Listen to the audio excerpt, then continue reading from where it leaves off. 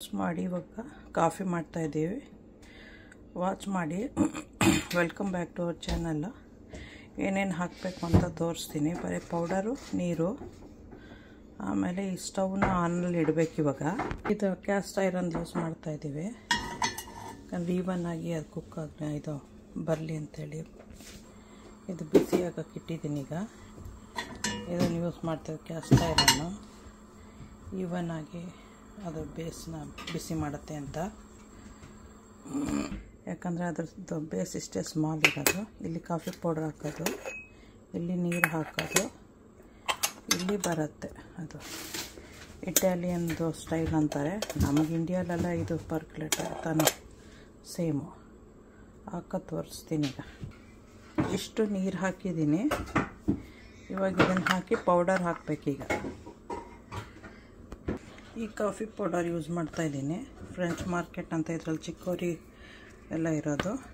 ಇದರಲ್ಲಿ 4 ಸ್ಪೂನಷ್ಟು ಇದಕ್ಕೆ ಹೋಯಿತು. ಈ ಥರ ಹಾಕಬೇಕು. ನೀರಾಗಲೇ ಹಾಕಿದ್ದೀನಿ. ಪ್ರೆಸ್ ಮಾಡಿಬಿಟ್ಟು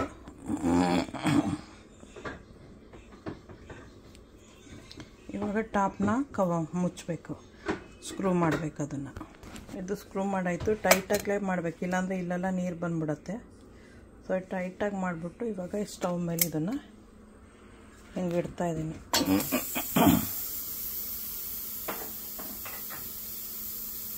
ಓಪನ್ ಮಾಡಿಟ್ರೆ ಫಸ್ಟು ಗೊತ್ತಾಗತ್ತೆ ಅದು ಬರ್ತಾ ಇರೋದು, ಆಮೇಲೆ ಮುಚ್ಬೋದು.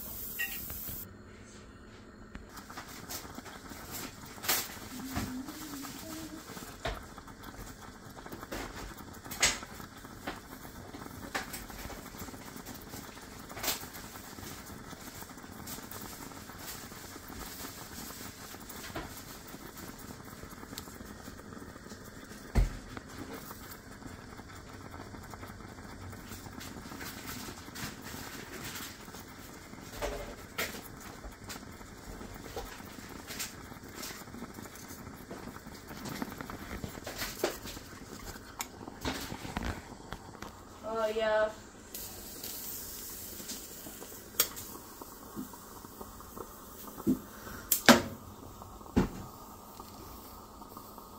ಚಿಪ್ಪಾಗಿರೋದೆಲ್ಲ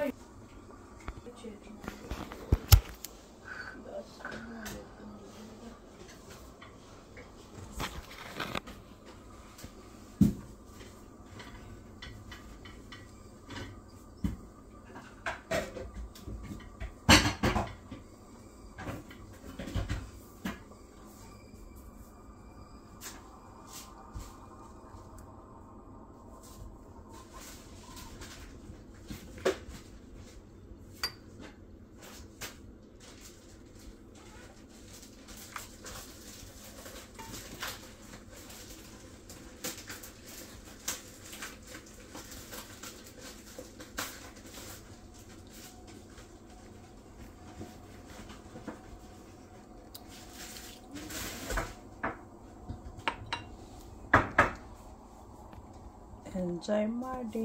ಓಕೆ ಬಾಯ್. ಸಬ್ಸ್ಕ್ರೈಬ್ ಮಾಡಿ, ಲೈಕ್ ಮಾಡಿ, ಶೇರ್ ಮಾಡಿ. ಓಕೆ ಬಾಯ್.